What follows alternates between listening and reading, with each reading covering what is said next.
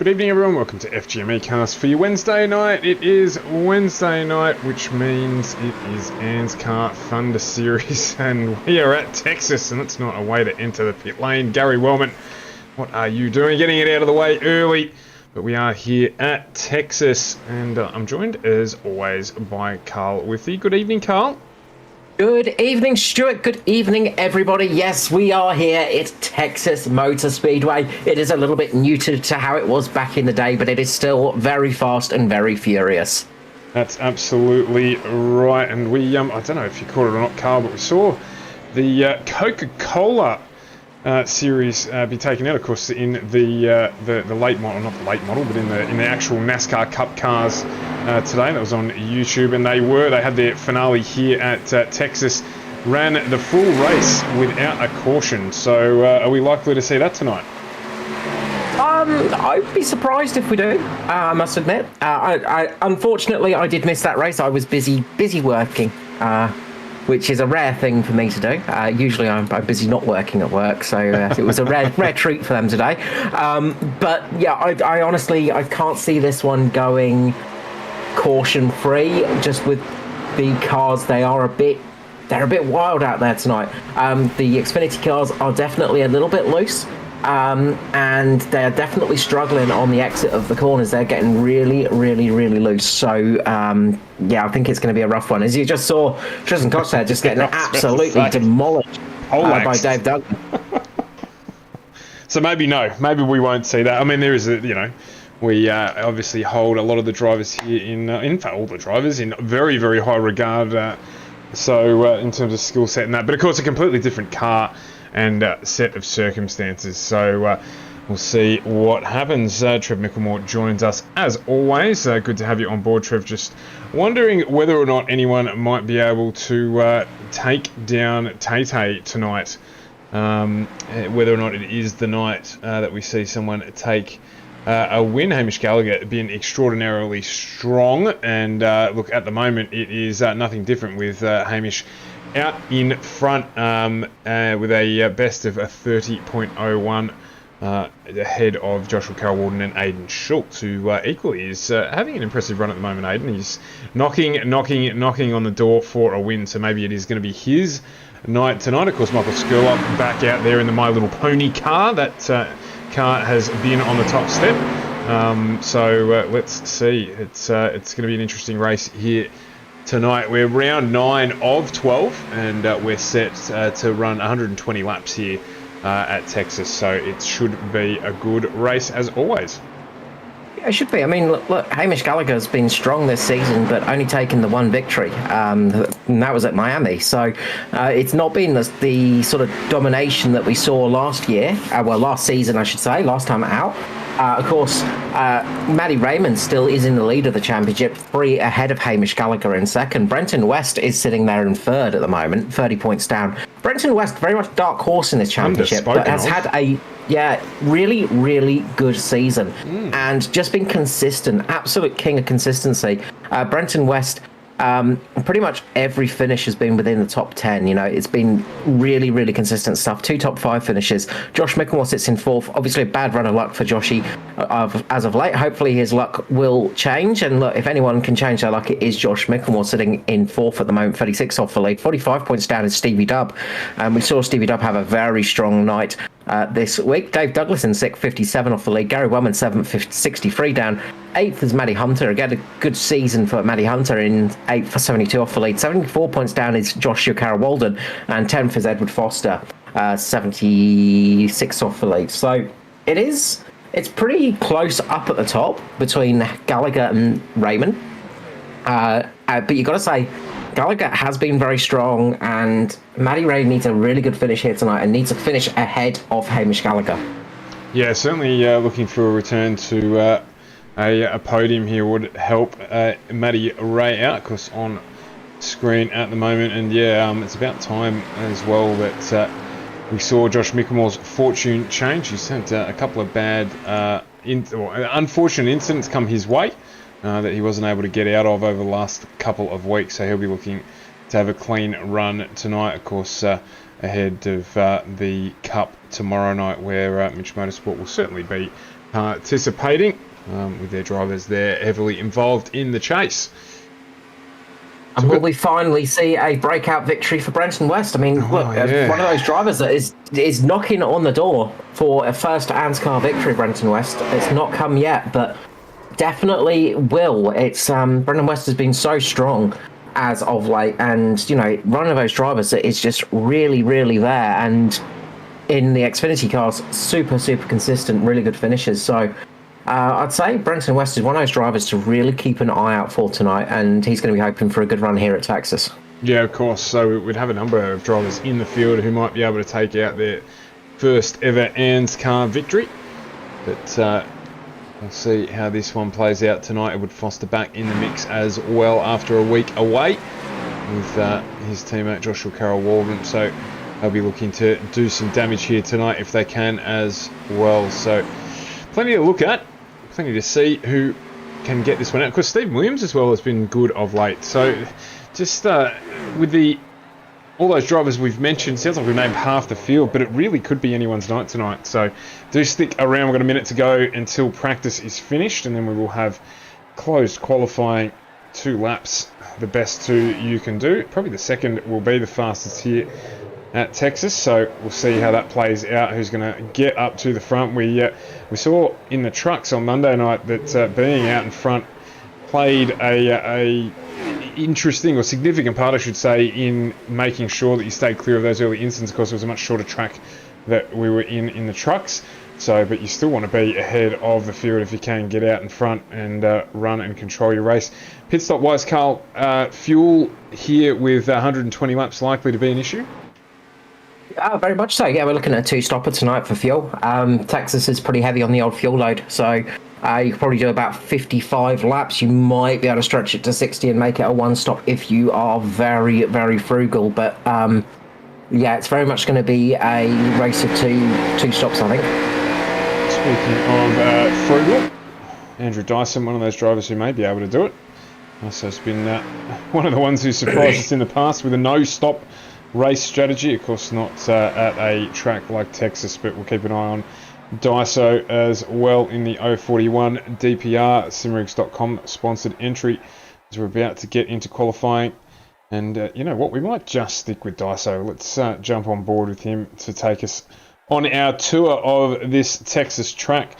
Carl, just an on-notice question, if you can, for those of us who aren't quite familiar with it. It'd be great to understand. You mentioned before the changes to the track on maybe the second lap around, the second fast lap. You can point out what changes they've made to this track over the journey. Yeah, very much so. So just waiting for the beautiful orange highlights of the DPR Phoenix Smokers car to maybe go out. If he doesn't jump out soon, we might have to jump to somebody else. As always, when we jump to somebody, they like to sit there and not do much. He must have known. He must have it on in the background. He's just considering when he wants to jump out on track. But we'll just stick here for a minute and look out the back there. When we say solo qualifying, you can see no other cars on track, of course, ensuring that they don't benefit from the draft. Get the run that they are entitled to. Give Dyson a couple more seconds if he doesn't head on his way out. We'll just jump on board with someone else. Dave Douglas about to start his second flying lap. So let's do that. We'll jump on board with Dave as he starts his second flying lap. Yeah, so we're going through the first set of corners here. Relatively high degree banking, about 20 degrees through turns 1 and 2 onto the back stretch here. Down we go. You can see the lovely start of Texas there into turns 3 and 4. 24 degrees of banking here. Very steep banking, very fast corners onto the tri-oval section. Going to come across this banked section of track now and come across the start-finish line. Dave Douglas jumping up into P7. He's just dropped down a little bit. Edward Foster has completed his second lap. Identical time with Aidan Schultz, those two sparring partners. And he's got his teammate at the moment, Joshua Carroll-Walden, sitting next to him on row 2. It is Hamish Gallagher, of course, fastest he is through his 2 laps. Andrew Dyson's just out and about now, so we'll honour that wish and we'll head back just on the roof of the 041 entry. Carl, we mentioned, as I said, those changes to the track that you alluded to. What are we talking about there? Oh, it was mainly with the banking, I think, off memory. There was banking and surface changes because back in the day, Texas, it was the first kart event to be stopped for safety grounds since about 1980 something. The first Indy/kart event to be stopped for safety reasons because the drivers were going around this track because of the high banking angles. I believe they shaved off a little bit of the banking debris, and they changed the surface, I think, from memory, to reduce the speeds a little bit. But the drivers were pulling a hefty amount of Gs and were doing laps of around 230 miles per hour around this track, and were effectively blacking out because of the amount of G-force. This was back in the day when I was luckily working for one of the teams, so I got to see some of the data, which was absolutely incredible. DeFerrin and Castroneves were both blacking out mid-corner around about just on the exit of turns 4 and just on the exit of turn 4 effectively. They were pretty much blacking out and then regaining consciousness about a quarter of a couple of milliseconds after they just got out the corner. And they just kept their foot in it and just kept going. They did not lift at all. That is insane. As Andrew Dyson just pops up into P9, Steve Williams still out doing his lap in Sister 98 entry DPR car. I'll stick on board with Steve here and see what he can get done. Yeah, it was a bit of a crazy one, as I said. But they were pulling a sustained 5.5 G around the corners, so it's enough to make anybody start to go a little bit dizzy, I think. That is insane that they would do that. Of course, then we look at it in the context of Formula One and the braking G-forces and things like that they experience, and now it probably would be okay. Well, it's more because it was sustained G. That's the issue. The big issue is when you're going around these corners, because you're pulling that sustained G for more than it's about 5-6 seconds, I think it was. As you're going through that corner, you've got 900 plus horsepower of a turbocharged V8 engine pushing you along in a car that weighs barely anything. And as I said, you're doing well over 230 miles per hour, not kilometers per hour, miles per hour, of course. It was a little bit sketchy. Bit sketchy. No, it sounds exactly like it. So we've managed to complete qualifying there, so we will bring you the grid up on screen as we get into this one. So round 9 of 12 rounds in the ANZCAR Thunder Series, the Xfinity cars.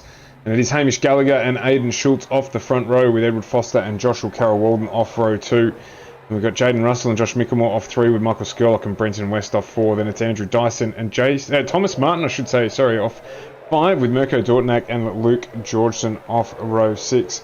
As we flip over the page when it wants to do it, there we go. Stephen Williams and Troy Davison off 7, with Kay Donnelly and Dave Douglas off 8. Then it is Gary Wellman and Tristan Cock off 9, with Lachlan Urquio and Mitchell West off 10. Then Tim Court and Norm Clark off 11, with Paul Jackson and Matt Hunter off 12. As we go to the last page here, Tristan Yellen, Scotty Griffiths off 13, with Philip Howe and Peter Wilkinson off 14. It's Bob Kleeman and Barry Neal off 15, with Matty Ray and Brett Campbell off 16. Mick Taylor and Noddy Tompkins off row 17, rounding out the 34 starters for this round tonight. Yeah, it's going to be an exciting one. Just because I was just looking it up just out of curiosity, Kenny Brack's qualifying time for that race was a 22.8. So just a little bit faster than the Xfinity cars. Wow. Average lap speed of 233 miles per hour. Paul Tracy holding the actual practice lap record, which was 236 miles per hour average speed, so 380 kilometers per hour. That is ridiculously quick. No, it's not that quick. My comparison. It's no Fontana. No 244 mile per hour average lap speed. But for we mere mortals, it is quick. So the drivers will just make their way out of pit lane to our pace lap, and then get stuck into it. Front row really good qualifying. from Aiden Schultz. As you're saying, again, just really back on form for Schultz. He had a bit of a rough night in the trucks, I think, but been definitely back on form recently and showing everybody what he's got underneath him. Damn you, Carl, you almost made me meatloaf. So you took the words right out of my mouth because I was just about to talk about Aiden's qualifying performance, but we won't go there. It's too early. So, Hamish Gallagher, how's he going to go tonight? Managing from the front as he will like, but without a teammate. But he has got Josh Mickelmore not too far off in the distance behind him. We'll get through this lap. I'll form up 2x2 as always, and we will get cracking for 120 laps here at Texas. What you were going to talk about how Hamish Gallagher's lap was like a bat out of hell. It was just absolutely riding along. Wow. And so it begins. It's only Wednesday.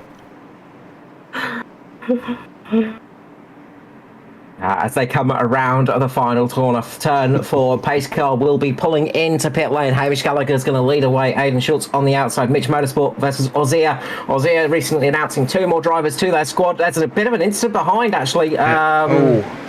What's gone on with the 66? We've got a backup. Philip Howe having an inch here. That's going to cause a caution. Looks like some kind of mechanical or technical failure. Yeah, technical failure there for Philip Howe. Definitely some kind of just... Oh, yeah, absolutely. Really weird. Just turned right up the track and stopped, fortunately. Yeah. So some issue with his steering wheel. I'd either say it's the steering wheel or it's the throttle. Just one of those two things. But managed to get it sorted, luckily. So we're going to get a couple of laps under pace car again. Just go back. And that's caused the field to go a little bit weird up the front. Just going back a little bit further as well. There was a big check-up here. It sort of took off. And then you'll just see here Andrew Dyson just go to get into it because Skirley went and then Skirley stopped. So he had to back out of it there and then just pull back out of the throttle. And that really affected his start because he was off throttle when things got going. So... a couple of little incidents there, so a restart probably not the worst thing as far as Andrew Dyson's concerned.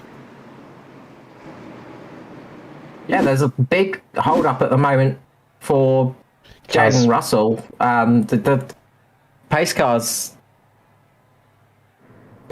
is trying to work its way through, and there is cars are just stopped out on track at the moment, just trying to get the pace car there.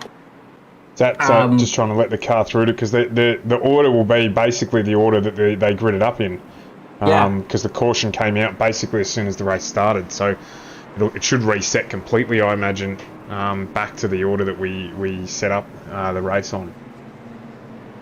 Yeah, it's a bit of a restart, a bit of a reset to everybody's mindset. As you say, Daiso was the one that got a little bit unlucky, but no damage that I can see to the front of that car. So no damage. I think they just very, very lightly brushed each other. Daiso just very gently rubbing the behind of Michael Skurlock there. Maybe getting a closer inspection of that pony with the camera in that very awkward position. Yeah, no, I didn't think there was any no contact made. He managed to pull it up just in time, but that check up there at the start just Skirley trying to anticipate when it was all going to go green, and sometimes it works, sometimes it doesn't. So no harm, no foul. It does. But what this does do is it throws a little bit of an interesting one in for the old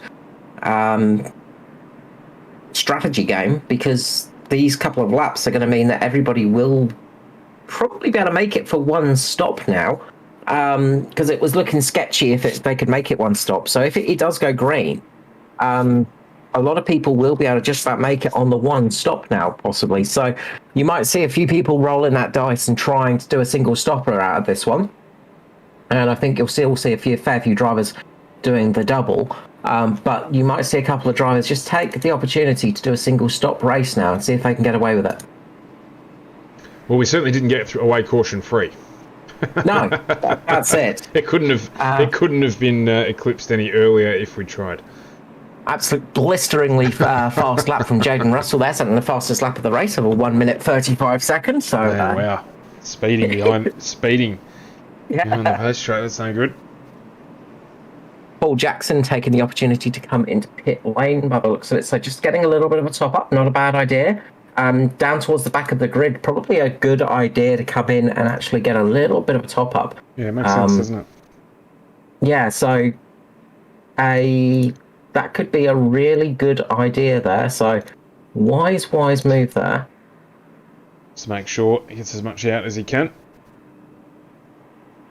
Gives you those extra lap or two just to try something a little bit different if we do get a long green flag race. Yeah, that's going to be interesting. So pace car will be coming in shortly, and we will be getting some green flag racing. Eventually, we will get a green flag start soon, and we will get to start the race, and we will get going here at Texas Motor Speedway here on FGM Cast for the Wednesday Night Thunder. Looks like we're going to get started again. Full start there. Just waiting. So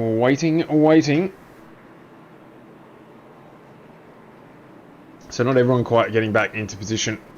A couple did get passes done, so a few small changes. We'll take you through that once we go green. And what's happening here? I think the issue is the pace car. As because of where the pace car came out, I think it's got to let everybody pass. So this is very it's weird. a bit of an issue because of that. Because it was effectively before the start of the race, I think it's confused the pace car a little bit. So they've just got to effectively. They think that everybody's a lap down, so they're getting a wave around. Is everybody going past though? This is very strange. Yeah, everybody's getting past. Very strange indeed. Yep, there we go. So, Paul Jackson just making his way through the pace car. Yeah, well, he got lucky actually because Paul Jackson decided to do that top up, and he almost went a lap down. So he almost got caught out with that little strategy. Barry Neal, I think, actually managing to get back on track. This is gonna, if the truck goes in, I mean the lights are still on the pace car, but so if it goes in now, they'll do another lap. Sure. The caution's been extended so that everybody can form up. Because that'll really leave, obviously the lap here, it'll really leave some people in the lurch. The rear of the field's just sort of compressing up now. No, that's all right. That. Just on board Hamish Gallagher here. We get a good look at the pace car. The lights are out on it now. Mm-hmm. So it will be coming in this lap, and we will get to go green flag racing. We expect it to last lap, but 6 opening laps under caution. You just hear the Mitch Motorsport entry just idling along nicely to save fuel. Sorry? Mitch Motorsport entry just idling along to save fuel. Yep. Oh, we often see that with the old Mitch cars. They'll just do a little bit of an idle along, switch the old engine off, and luckily the good thing about a virtual racing car over a real racing car is they generally restart when you switch the engine off. That's one of the big problems when you're racing a full metal version of a car, is it tends to sometimes not want to restart. Steve Hoppett, thanks for the support there, Steve, and supporting the Aussie eSport guys tonight. Schultze up on the front row, so we get to support him as he has a crack here with Hamish Gallagher at the restart. We're going to get a single file restart, so it's going to be a single file start here at Texas Motor Speedway. A bit of an odd one for this start, but we are finally going to get the green flag falling. Away they go, and Hamish Gallagher does get a good start over Aidan Schultz. Good jump at the front. A little bit of carnage behind, as it looks like Dave Douglas has had a bit of a moment. So a few cars getting caught out a little bit further back, and because of that single file restart, quite a few drivers getting a little bit thrown off by that and getting caught out by the fact it was single file. A lot of them not used to that kind of restart, of course. No, absolutely not. I don't think we've seen that on the channel this year. So they are as unfamiliar with it, a lot of them, as I am. We have to explain the technicality behind that as we go Oh, we got a yellow caution. again. Brett Oh, Campbell, and it is Philip Howe and Paul Jackson, Paul Brett Jackson. Campbell. I can see an SRM car as well in there. Yeah, Quite a few cars. Noddy Tompkins involved in that one as well. So Noddy Tompkins, Mick Taylor, it was Paul Jackson, Brett Campbell, unfortunately. Oh, there it is there. Yeah, big check-up for the 4 drivers. Well, so Brett Campbell just got caught out. Unfortunately, Spotter did not give him a call, so went up into the side of Noddy Tompkin, and that was that. And then all of those cars got caught up with each other, and that really hurt Paul Jackson because he came in for that little bit of extra fuel, and that really did not pay off in the end, being caught way back there at the end. That really has affected him, and we're back under caution flag.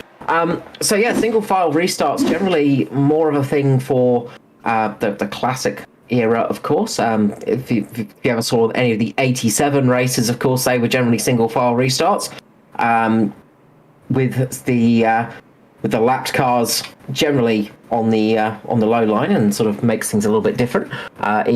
Sometimes in the IndyCar series as well, they were single file restarts. So suggested a little bit of a different restart system.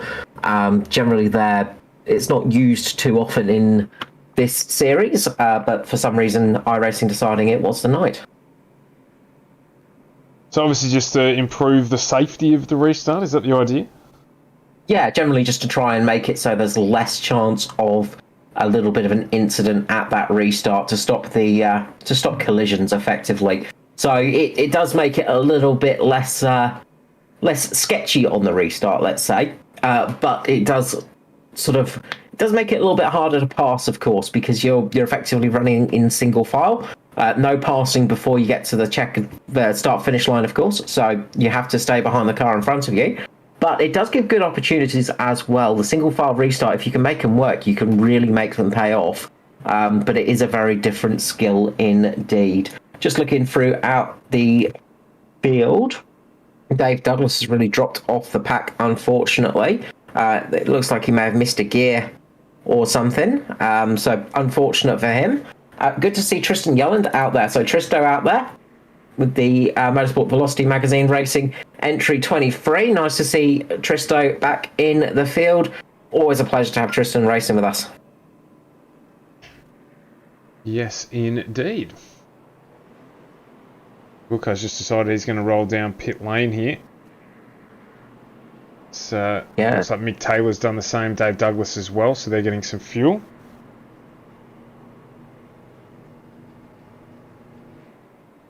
Back up the front it is Hamish Gallagher. So we just have a couple of false starts here. Haven't really quite got the race underway. 10 laps into 120. So hopefully we can get a good period under our belts now. Surprised with 10 laps through that a majority of them haven't filed in to get that extra fuel car to commit to that single stop strategy.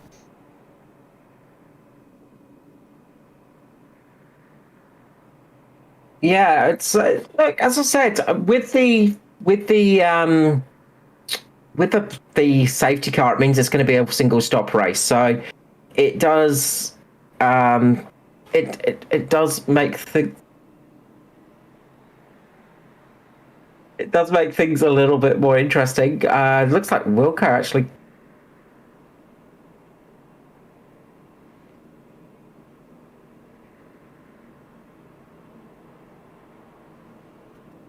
You there, Carl? Yeah, sorry. Yeah, sorry, just a couple of things happening, I think.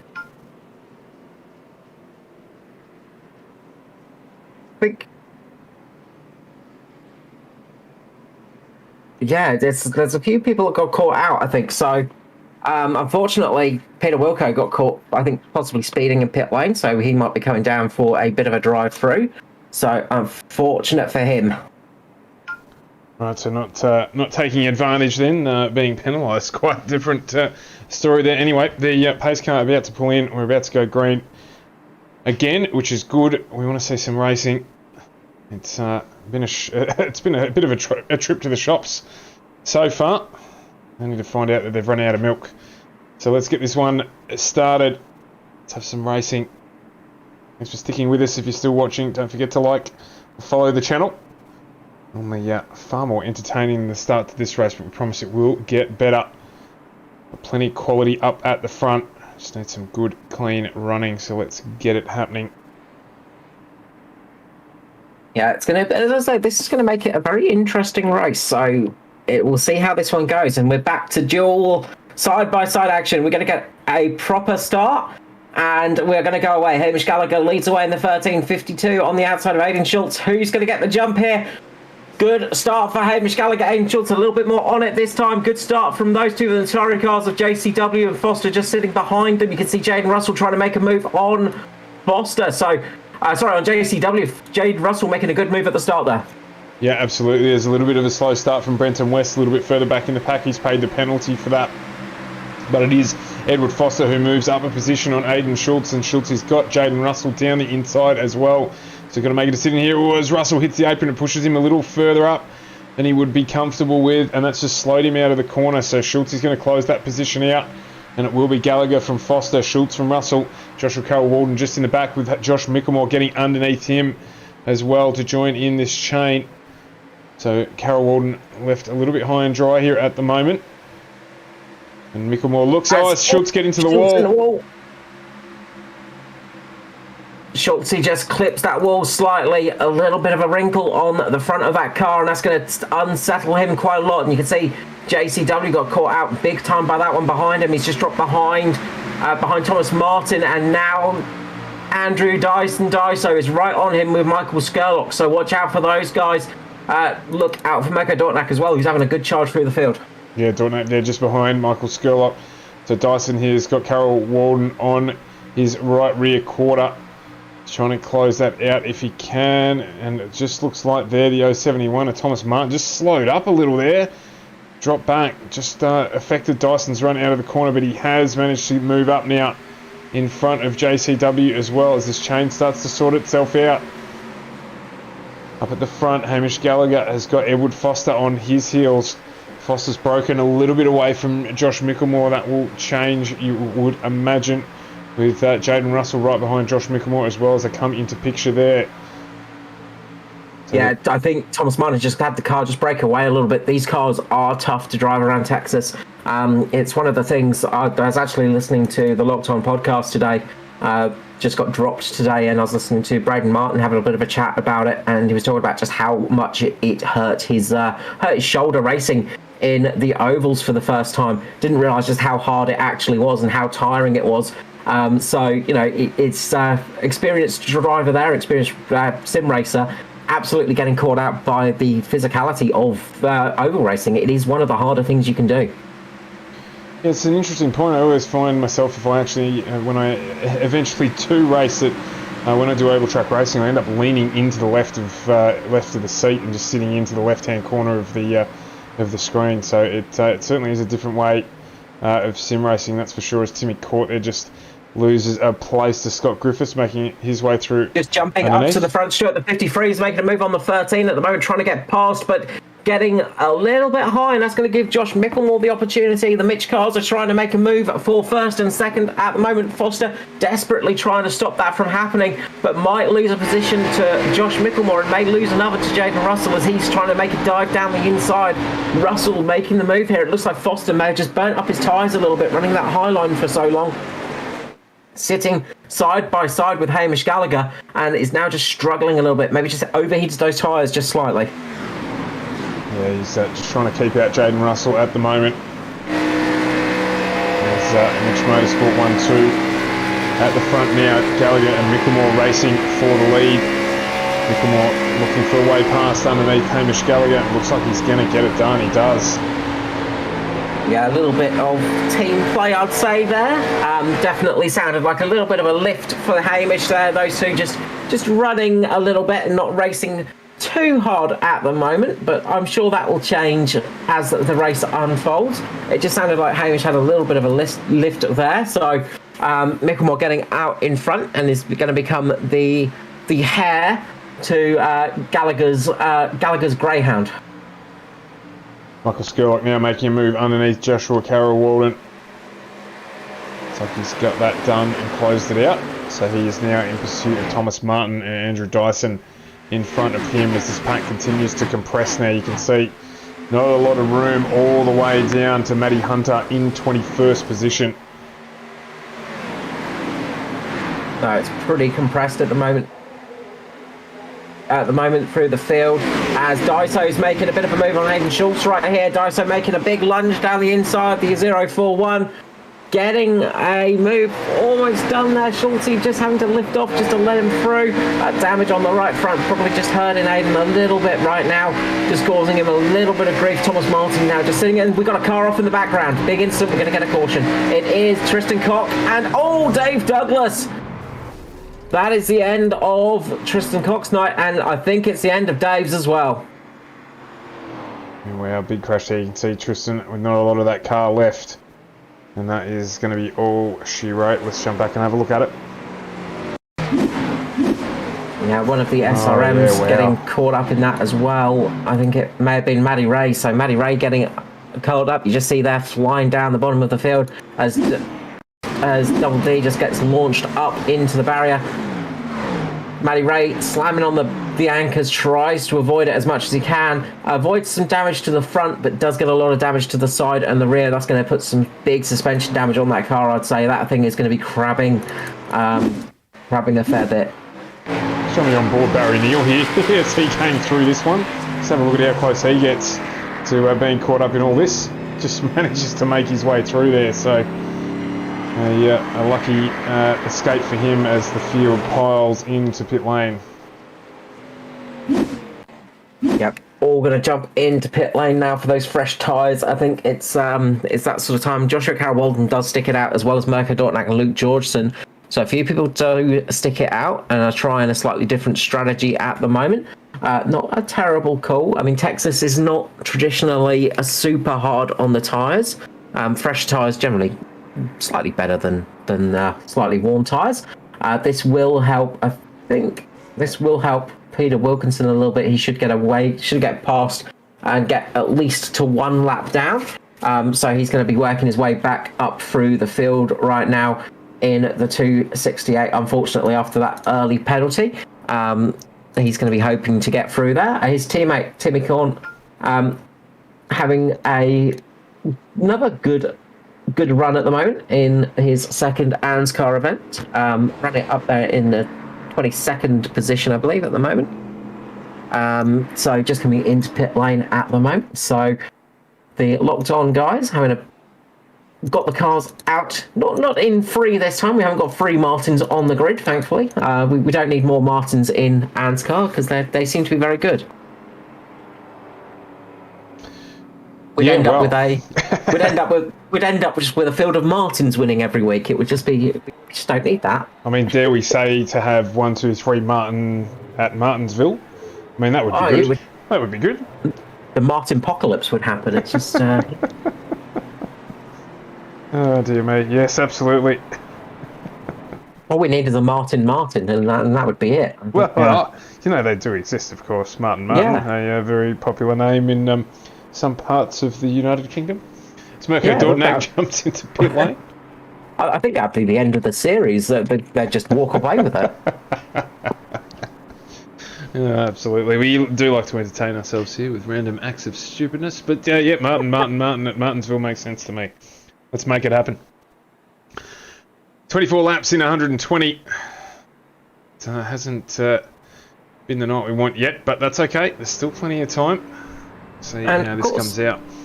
Tomorrow night, Stuart, who are we interviewing? Well, we are, indeed. I'm actually looking forward to hearing Jason Martin, the interview there as we make our way through the drivers entrenched in the chase, and he is the man in the next instalment. So, looking forward to hearing that one, of course, in the time between qualifying and race start. So do join us for that one. We'll be on from 7:45 tomorrow night. Get to hear all about Mitch Motorsport. In fact, there's going to be a flurry of Mitch Motorsport at the end of this series, isn't it, Carl? Oh yeah, we've got two more of the Mitch crew to go, and that's Gallagher and Micklemore, of course, Skurlock and Pearson as well. So we're getting towards the end of the list, and it's the end of the list of names, but it was the highest order of finishers in the regular season championship. So just looking at the positions at the moment, JCW is in the lead. Luke Georgeson up in P2 at the moment. Good run from Luke Georgeson.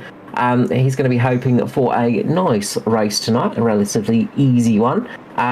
Looking a little bit further back, got Mick Taylor working his way up through the field, obviously not stopping in P3, with Tristan Yelland up there in P4.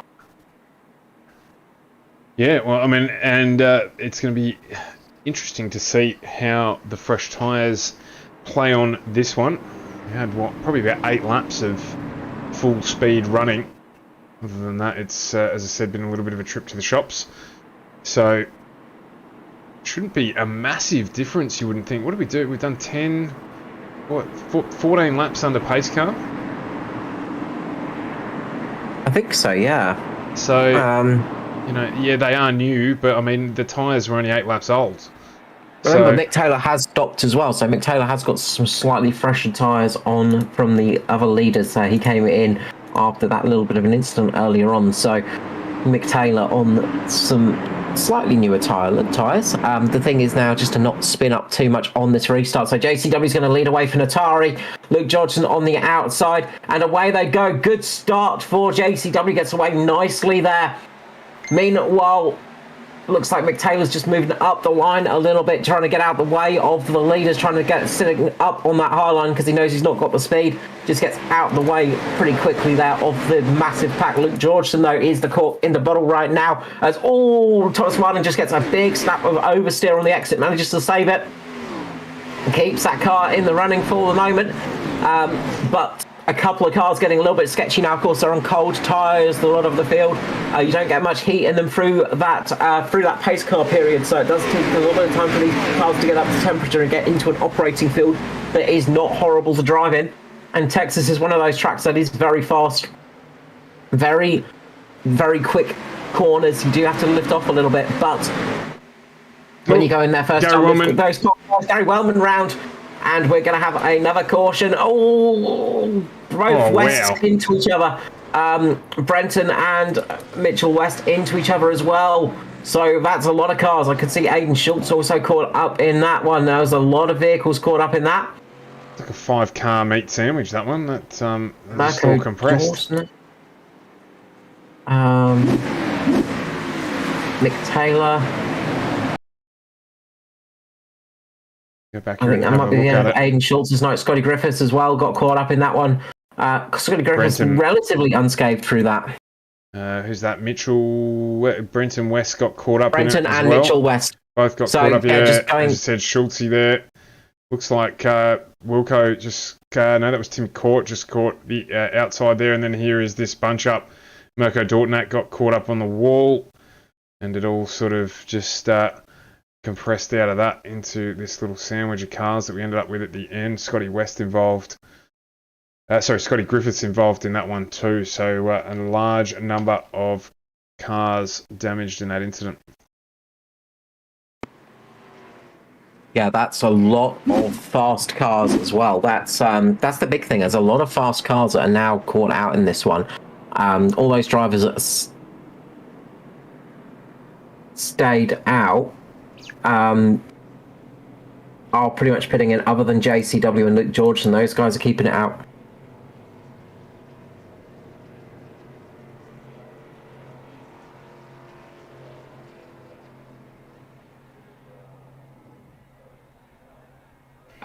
So yeah, they're definitely a lot of cars caught up in that, and that has championship implications as well. Brenton West obviously sitting P3 in the championship. He is going to be wanting to try and get that car back out there and onto track relatively unscathed. I was about to say, I was just having a quick look through the field there. I'm not sure how many of those drivers are going to get back out. Mick Taylor and Tim Corn had a little bit of a coming together Tim Court just caught Mick Taylor as he went into pit lane, and those two just had a little bit of an accident in pit road. So Timmy Court just getting caught out by the Oval Series, and as I say, new to the series, Timmy Court. So unfortunate for him, and Mick Taylor having a bit of a rough night tonight. Welcome to the stream, Gail. Just saying that Monday Madness striking on Wednesday too. Absolutely, it is. Must be something in the water. Maybe that time of the season where things just get a little crazy. We haven't had much clean running yet tonight, but we will get there. The race on Monday night tidied itself up. We had some really, really good racing in the trucks, so hopefully we're not too far away from that. But Joshua Carroll-Walden will be pretty happy with where he's standing at the moment. In P1 has not pit yet. Josh Mickelmore has, though, on fresh rubber from lap 22.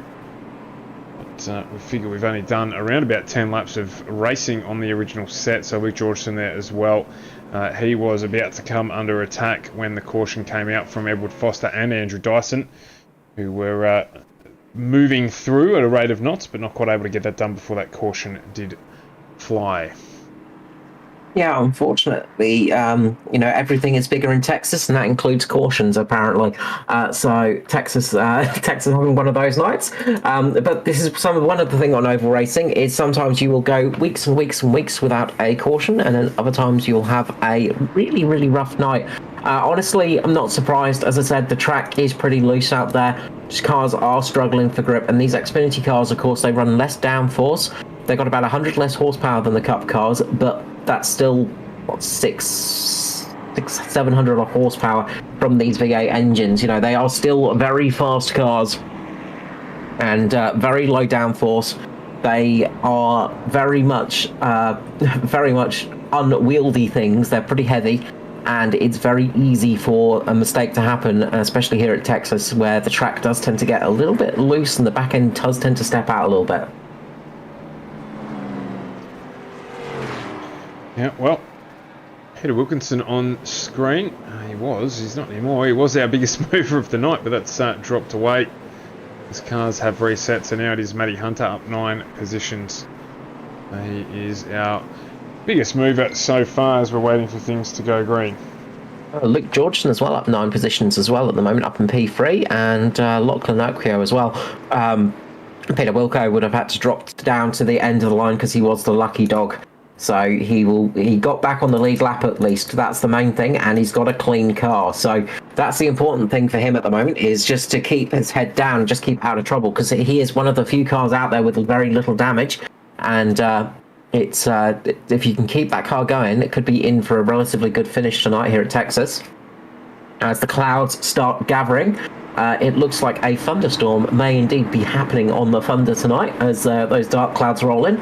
Luckily, though, we won't have to worry about any rain.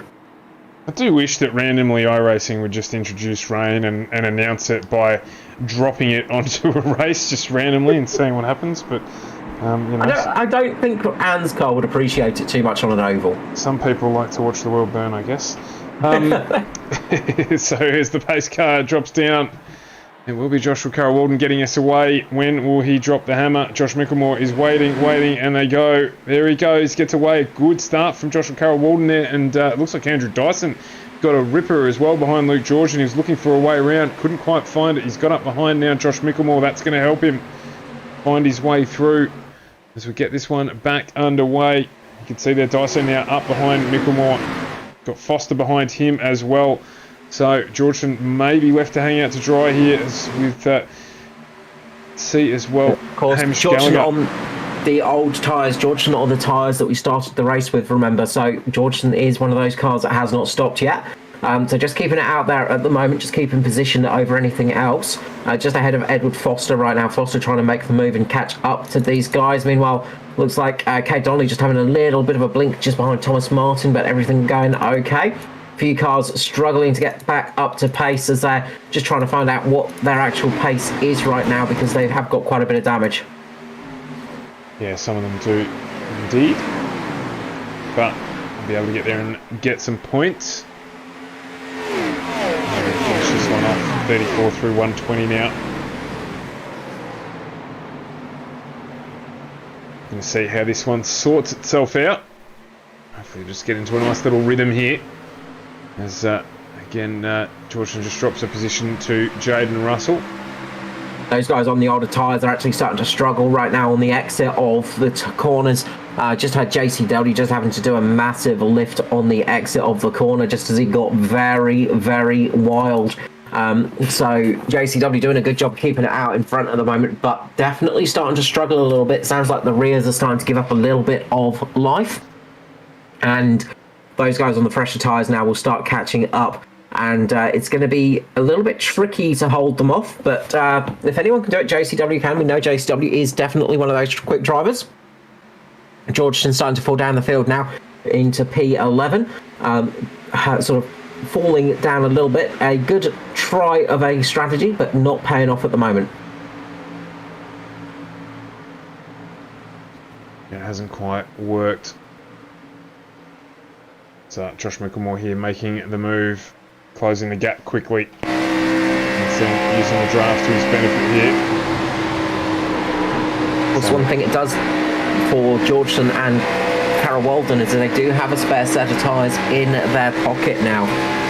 So if a caution flag came out, say now, they could possibly come into pit lane, chuck those fresh tyres on, and then be on very nice fresh tyres, and everybody else would have to be considering the rest of the race. So they do have some slightly fresher tyres up their sleeve as Josh Micklemore makes the move on JCW here. Down the inside goes the 31 Mitch Motorsport car and is going to make that pass stick. JCW on the outside is going to lose a position here and he's going to lose another one as Andrew Dyson gets through. The rear of that Atari car gets very, very loose as it dances across turn 4 and Foster's going to go down the inside as well as JCW now is just going to fall down positions as he's caught on the outside. Yeah, I imagine he would have loved to have tried to slot down into the line there behind his teammate, not able to get that done. Hamish Gallagher now down on the inside line, getting underneath Joshua Carroll Walden. Michael Skurlock trying to go with him there, not quite able to get it done. Carroll Walden slots down there, not until Hamish Gallagher moves up into P4 now behind his teammate Edward Foster. I should say behind Carroll Walden's teammate Edward Foster. I was going to say, watch Scully. He's going to probably gobble up JCW relatively shortly. He's going to make a bit of a dash on the inside and get that one done. He's going to have the tyres to do it as well, so he'll just be able to get a little bit more grip on the exit of the corner and make the move, which he does indeed. We're looking to run up towards the front now. Jaden Russell as well with Kay Donnelly the next on the list. JCW is going to be praying for a caution very shortly to save him from falling too much further down the field.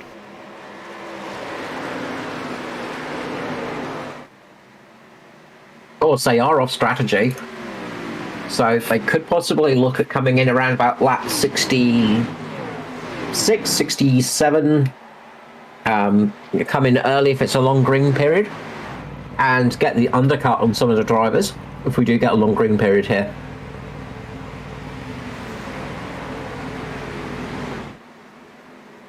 Absolutely. Well, have a quick look down the field now, just to see how things are playing out. Brenton West has managed to rejoin the race after being involved in that incident. He's on the lead lap. He's just got, as you can see, quite appropriate there. Luke Georgeson jump into the field of view.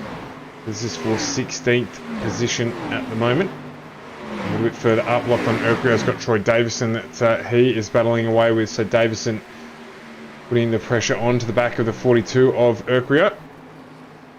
That's for the battle for P10 as Jaden Russell gets the move done on Joshua Carroll Walden. He's ended up going around the outside and Cade Donnelly wants to go with him.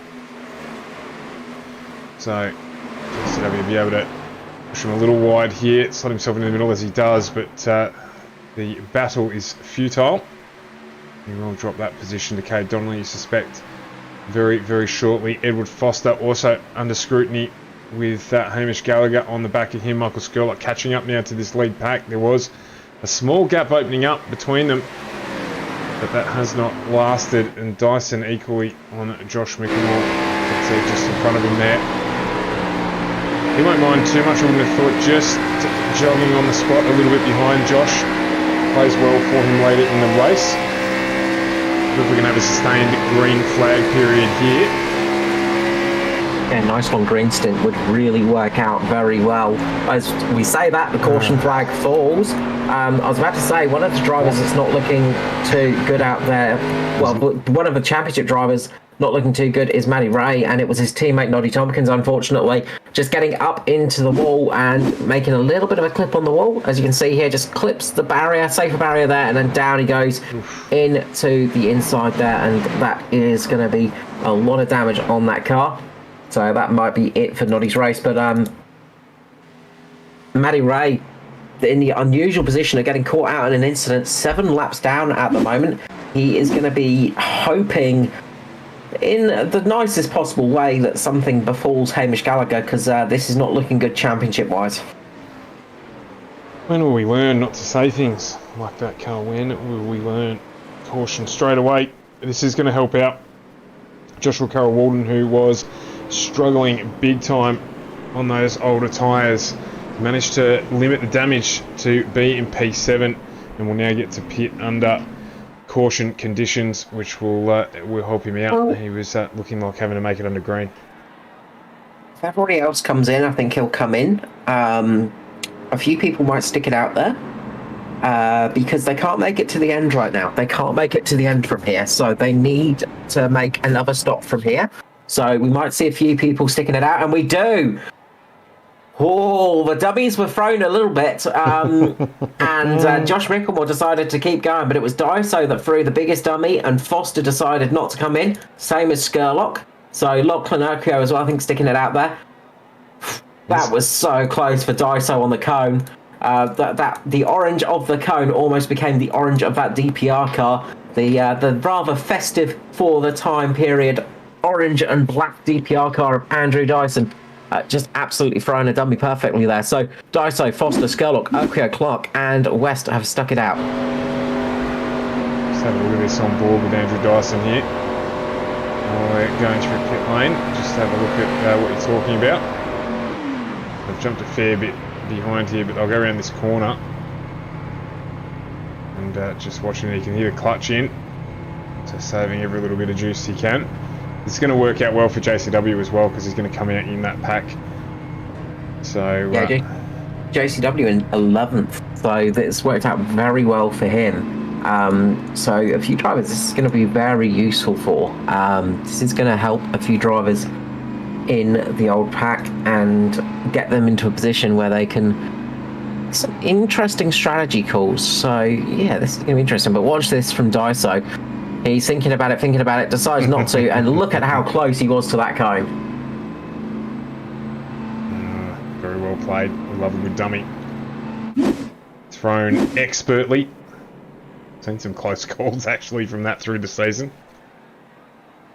We have, and we've seen it actually bite a few drivers in the past. We have indeed. So anyway, it's worked in this case. Cones. Yeah, absolutely, it's worked in this case. And we've seen that the drop-off on speed from the tyre deck is not a huge amount. And with those cars sticking it out there, this is going to work out very well for Daiso, Skurley, and Foster.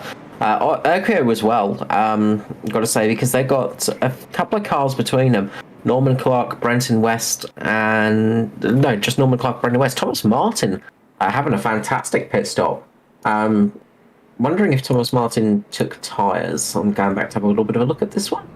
Because Thomas Martin has absolutely jumped a whole heap of cars, and I think Thomas Martin only took fuel. So Thomas Martin deciding to throw a bit of a different strategy and just taking the fuel, not taking the tyres. So Thomas Martin is on the older tyres as well, but he is fueled. So there is a whole heap of different strategies going on right now. We may not have had a clean race with, what are we on, the 6th caution now? Fifth. Fifth caution. But we are in for a treat tonight. It's definitely been a bit of a tricky one, but we are definitely in for a treat in this month of October. So with these mix of strategies, it's going to be fun. Tim Harris cheering on Timmy Klee. The Tims are definitely cheering on. So the other Tim cheering on Timmy Con. Well, after all that, Timmy, I have no idea who you are talking about at all, but it's all good. I was just looking down in the chat. It's Tim Harris on Facebook. Timmy, we're Tim's Martins. I'm all confused. Anyway, it's going to be There's too Daiso many this names time. these days. Absolutely, it's going to be Daiso at the front. 72 laps to go. 71 when we get back underway. Skirley's just lurking in the background. He's been doing that the majority of the evening so far, so don't discount him, of course. The Skirlurking. Yeah, Skirlurking, the experienced campaigner Edward Foster on the front row for this restart as well. Josh Mickelmore not too many rows back off in the distance either, so still anyone's race. Dark Horse Brenton West gets back up towards the front. Going to look for his maiden win. So not quite halfway through the race yet, and it is anyone's race. Of course, Hamish Gallagher a little bit further back, JCW as well after getting through their pit stops, so they'll be looking to make some moves.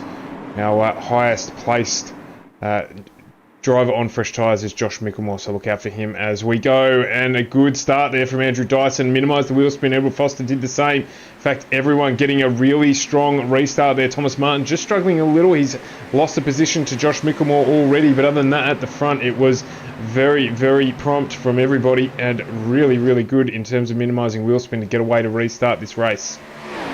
Yeah, Thomas Martin, remember, is on the older tyres, so he's got fuel, but he did keep the older tyres, so throwing a little bit of a gamble there for track position.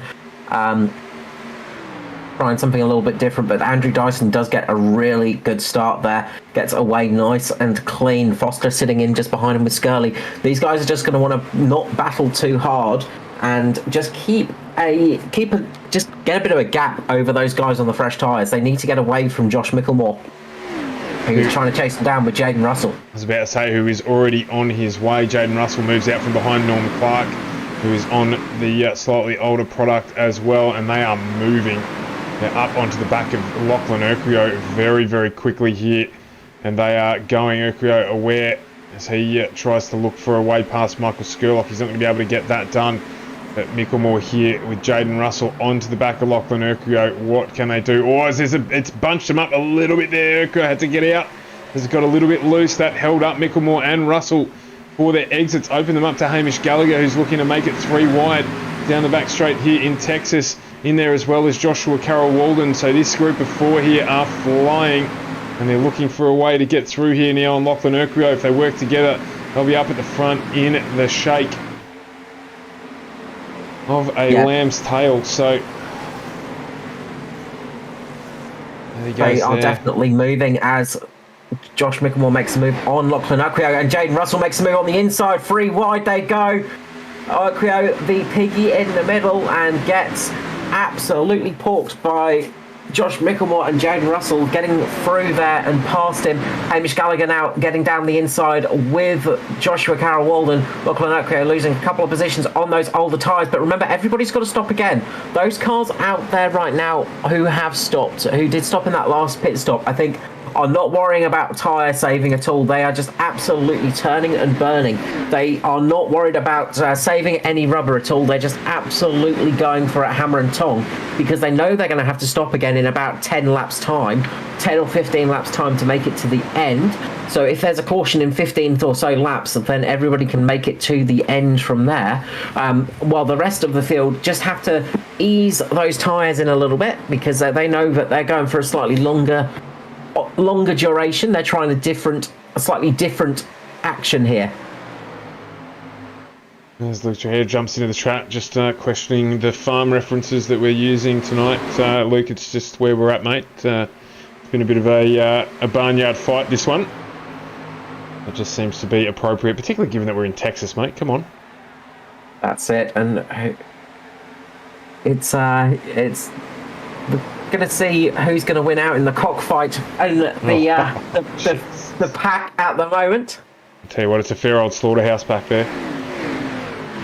We better get off that one. We started out with Meatloaf and we've just fallen down the chimney. That is absolutely right. But Andrew Dyson, Josh Mickelmore now battling it out at the front, and Edward Foster trying to hold on, trying to stave off Russell and Dyson Gallagher. just tags the wall. Dyson just absolutely grazes the wall there. And that is not what you want. And Josh Mickelmore is just saying, I'm the cock of the Sails walk. I'm past. going to get through and get past. Sails right past there.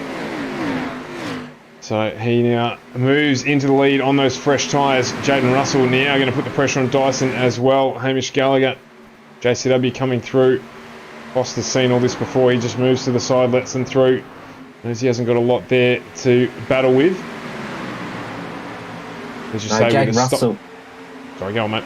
Sorry, I was just going to say, Jaden Russell just absolutely carving his way through the field at the moment. Getting a really good restart there. Yeah, absolutely. And the laps, obviously, in terms of lap time, they are flying ahead. So, in some instances, over a second faster. Obviously, that lap where Dyson clipped the wall, but Josh Mickelmore, Jaden Russell a second faster than Andrew Dyson and Foster on their last lap around. Yeah, Josh Mickelmore is utterly going for it. Oh, dear. I'm milking it a bit too much, aren't I? That has just, yep, I'm not even going there. Josh Mickelmore in the lead. What I was going to say is, as you touched on, those drivers that did stop a little earlier on that older product know that they've got A, an extra set of tyres up their sleeve, and B, that everyone will have to stop at least one more time. So if there is a late caution, they may get the advantage there with Mickelmore and Russell and the like, who pitted on lap 45, only having one further set of tyres to change. So at some stage they will have to make that decision if there's more than one caution between now and the end of the race. Yeah, that's it. It's getting that strategy call right now is going to be the tricky one, because you need to get it. You need to know when it's going to be the right stop. You need to know if there's going to be that other caution coming out. It's really going to be a race of if there is a caution now. If we don't get a caution, and you come in too late, you're going to get undercut quite badly here. There is a bit of a drop off on tyres, as you can see, but it's not a huge amount. It's only about 20 odd laps, 30 odd laps. It's about a second, and you could find that somebody could pick this one perfectly and make a really good run to the end. Just get that luck of the time, you reckon? Yeah, if somebody picks their timing just right, they could really come into it now. So really, any time now on, you can come into pit lane. And I'm wondering if you see somebody like Lachlan Urquio maybe come in the next 5 to 10 laps and try that undercut. Big gamble on that. Obviously, you're on green flag running to do that. The pit lane transit time around about 45 seconds, and obviously with a lap time of just over 31 seconds, you will go a lap down if you don't get that. Obviously, you're going to get that back if the drivers do get to stop or have to stop again, but it is a bit of a gamble. Yeah, it really is, and this is where it comes useful having teammates sometimes. If you've got multiple cars up at the front, you can possibly use a sacrificial lamb to come into pit lane and try and get that strategy working for you. Yeah, absolutely. So we'll see how it plays out. If you have just joined us, we're 6 cautions deep tonight, which is unusual for ANZCAR. Halfway through the race, it is Josh Mickelmore who's leading. Jaden Russell, Hamish Gallagher and Joshua Carroll-Walden are your top 4 on fresh product out of the last caution period, which was restarted with Andrew Dyson and Edward Foster at the front of the field. They've dropped down a little bit on the older product, but still maintaining the gap there. We've got a couple of drivers, or a number of drivers, out of this race after a couple of huge incidents, but we are still here and still racing at Texas. It's round 9 of the ANZCAR Thunder Series, running the Xfinity cars here at Texas. So thanks for joining us as we go through the run on the second half of this race. Unfortunately, Scotty Griffiths might be out of this race. I think maybe the engine just pretty much overheating, and I think that was the end of it for him. He has had to take that one behind the pit wall. Meanwhile, Scully dropping down behind Cade Donnelly now. So those guys on fresh tyres are making a bit of a run for it now. And as I said, this is the beauty of having teammates up there, because if you look at Natari, they've split their cars a little bit. They got Joshua Carroll-Walden on that alternate strategy, who stayed out there for much longer, has only made the one stop as the caution flag comes flies. out. Yeah, we just watching there. It looks like Mitchell West. There are a lot of cars. Philip Howe caught with that one. So Philip Howe just gets big crash, and that's taken out a lot of field there. Philip Howe just absolutely, unfortunately, just losing a lot of speed from that damage, and was out on that outside and just gets caught as the cars get underneath him, and Timmy Corn just goes straight into the back of him. And that caught out both locked-on cars, unfortunately. Mitchell West taken out in that one as well. I think Lachlan Okio did get caught up in that a little bit. And one of the Atari cars as well, Luke Georgeson, just missing out on that one. Yeah, one more here with Pete Wilkinson. He had absolutely nowhere to go. It just unfolded right in front of him. And he ended up just running straight through the pack. So nothing he could do there to get out of the way, but that's going to impact the front of the 268 locked-on racing entry. You can see there Tim Court with no front bar as well, so they may struggle with engine issues. JCW, Dyson, Foster all jumping into pit lane. That's an interesting strategy from JCW. Well, JCW, as I said, he's only had one stop, so he's got fresh tyres to burn. Micklemore, Russell, Gallagher, Davidson, Donnelly, they have all used their tyres. They've all used 2 sets of tyres. They've only got 1 set of tyres to use, so they can't afford to come in yet. They need to wait until about 20 odd laps to go before they can really burn those tyres, because otherwise they're going to get caught out at the end, while all those other cars have a fresh set of tyres up their sleeves. Yeah, which we did mention there after that last caution. AC Racing's just jumped in. Good evening, and just asked how the After Dark boys are going. Well, Luke Georgeson's just jumped in through pit lane, so he is going to come out on a fresh set of tyres and be able to getting very lucky with that last incident, in all honesty. He very much snuck it through at the end there and just threaded the needle. So, but unfortunately, that's about all the good news, I think, for tonight for the After Dark boys. So he's going to be able to be very competitive. We've just seen that the fresh tyres, about a 20-lap differential, which just coincidentally is what we've got here. Micklemore and the like stopping on the caution of lap 45, or now on lap 67. So those tyres will have lost their best days, and it's a good opportunity here for the likes of Daiso and JCW, Skirley and Foster, who lost out after that last caution period, to make that back up now. So things get very, very interesting from here. Do indeed. Brenton West coming into pit lane again to get some repairs, I think.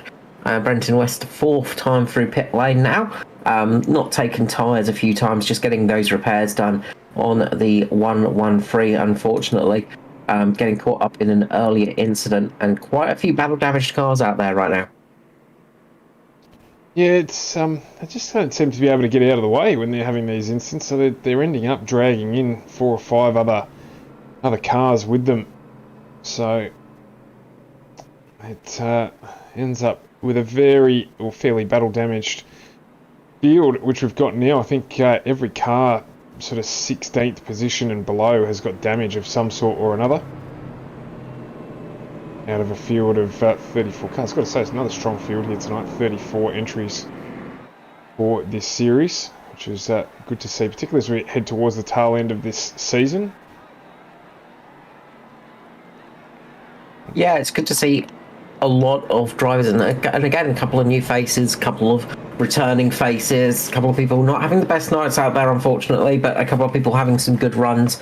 It is good to see the returning drivers as well as the newcomers as well. As I said, it's something that is needed. We do need fresh blood coming into the series, because that's what makes things grow. It's one of the things that you do need in any sport, is fresh blood coming through, but also returning members and some returning fast faces, and it's always good to see because it shakes things up a little bit. Unfortunately, tonight we have seen a few cautions, but as I said at the start of the broadcast, this track has been one of those tracks that's it's a little bit tricky sometimes, and these cars were a bit tricky to get around here. Yeah, the herd can't grow without fresh calves, that's for sure. So, just waiting here. The lights are out on the pace car. Maybe Josh Mickelmore to get us away. Last restart was really strong from our lead pack, so will that be the same here again? Well, we've got a strong crop of drivers up at the front, so they are going to be fighting away, and they are on those slightly worn tyres, so he's just keeping an eye on them. True, yeah, that will make a bit of a difference for those who did stop, but just waiting, get this one back underway. Keep your eye on that low line with Andrew Dyson, Michael Skurlock and Joshua Carroll Walden. In fact, I apologies, that was Edward Foster there. Couldn't quite pick the number up on the top of the car. As we're waiting to go green here, when will Mickelmore go? He's holding, and there he goes. And they're off and running. Another good restart there. Matty Hunter looking like he may have just got a little bit of wheel spin off the start. He's susceptible there to Andrew Dyson heading down underneath him. Mickelmore leads us away with Russell. Getting a good start too. Hamish Gallagher right behind him as the battling starts back in the pack. I'm going to just jump back here and have a look at it as Dyson gets under Cade Donnelly.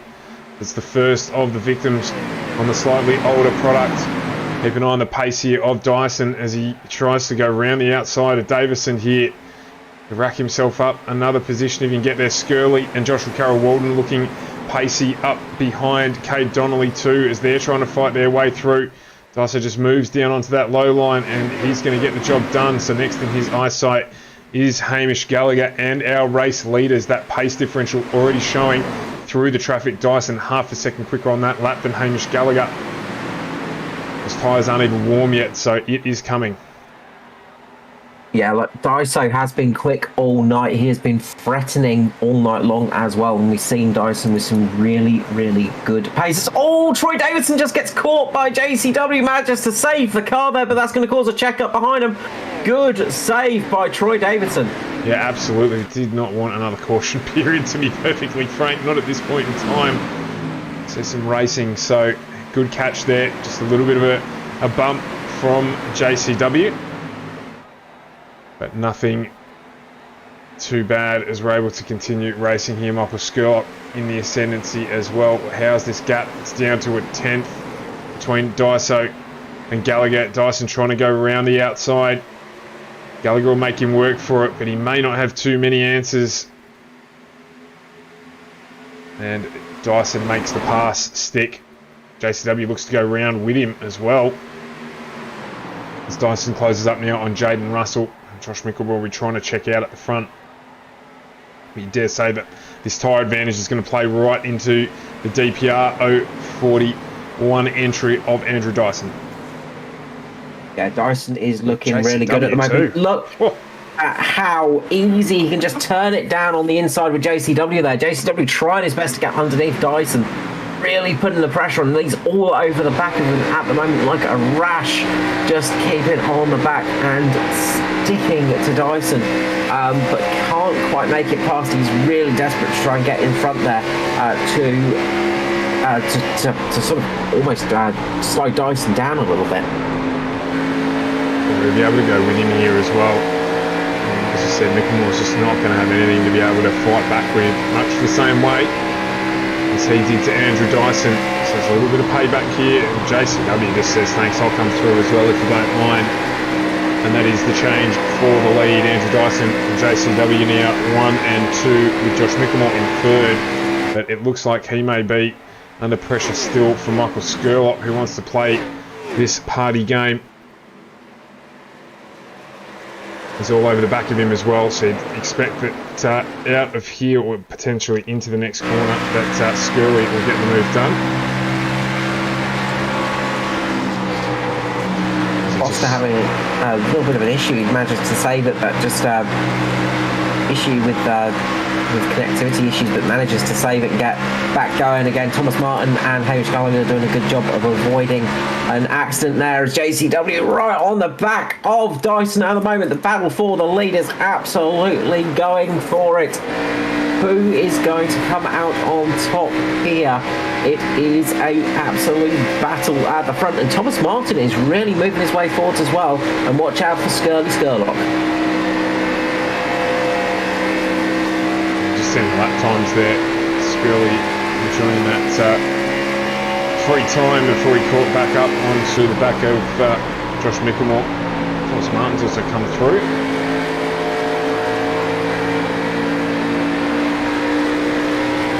As Foster now makes the move over Mickelmore as well. So just that 20 lap tyre differential. There's a caution here. I'd probably expect to see certainly at least those who pit on lap 45 take the gamble of there not being another caution.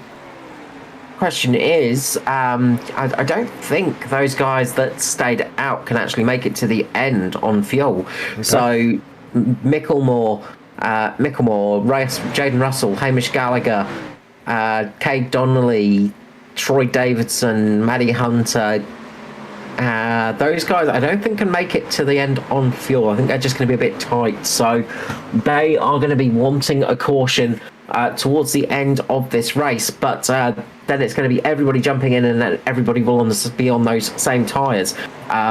Because everybody is pretty much saved tyres. The only driver I think might be in for a little bit of trouble would be Thomas Martin. I think he's used up all 3 sets of tyres, so he's probably the one that's not going to want a caution tonight. Interesting. He has stopped 3 times. So has Stephen Williams, who we're on board with now. So just depends.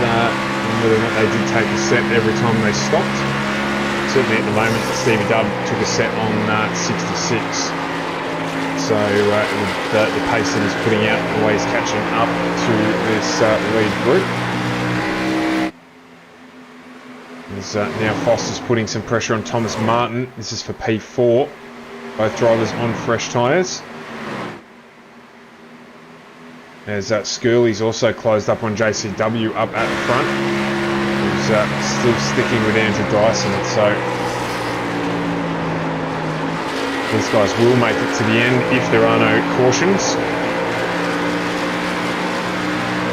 Yes, will Scurley be able to pull a little bit of an upset here and come not from nowhere, but just absolutely jump out and be able to usher his pony forward and take another victory, or at least another top 3 finish tonight. You can't bet against Scurley. It's never a wise idea.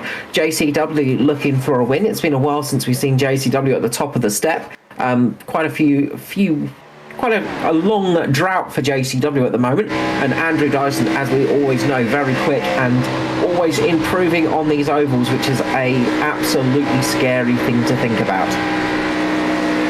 It's a real loose there for JCW, but nothing too bad. He's just able to maintain position at the moment. Scurley just having a little look. Foster makes the move on Thomas Martin a little bit further back. Foster getting through and getting underneath Thomas Martin there, and making the move up to P4.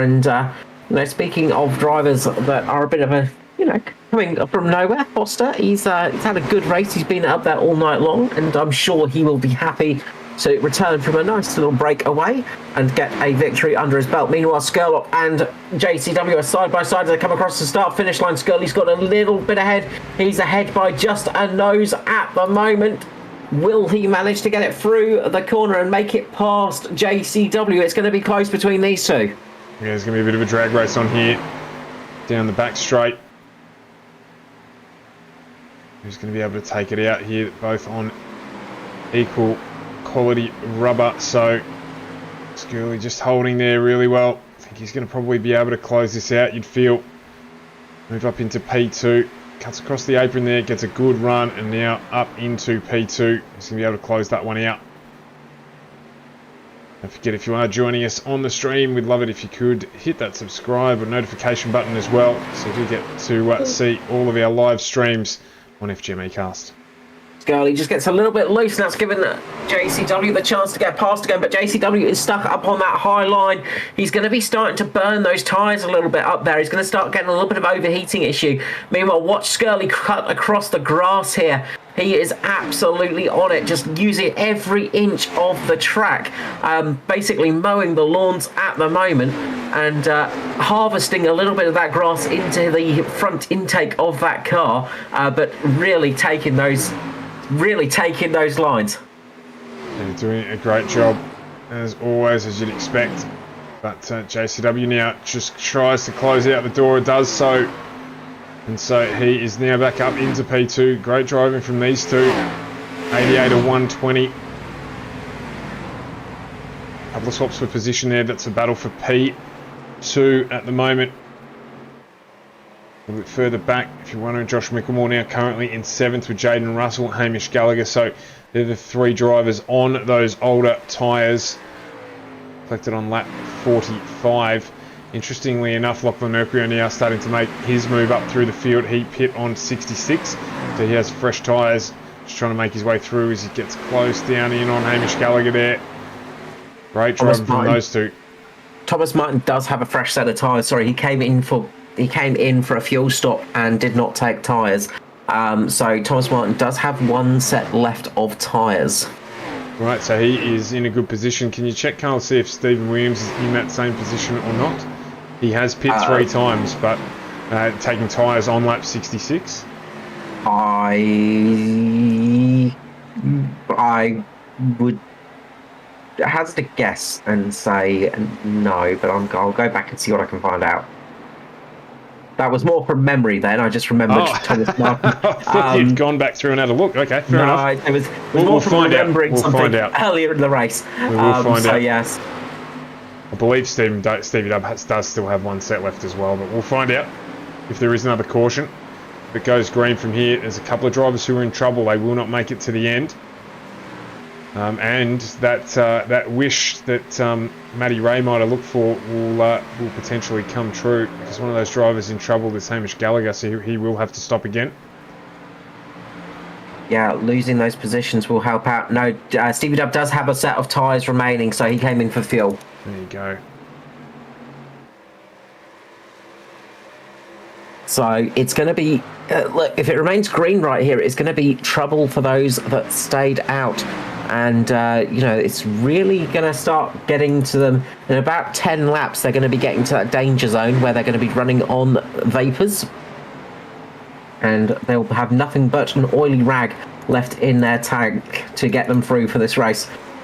There's a great battles going on between Jaden Russell, Lachlan Okio and Hamish Gallagher at the moment. Those 3 fighting for 8, 9 and 10 as Lachlan Okio gets underneath Jaden Russell at the moment, tries to make the move right here. Not quite able to get it done there. Just getting checked up a little bit, getting on the apron, yeah. Going to open it up for Hamish Gallagher potentially to get that position back.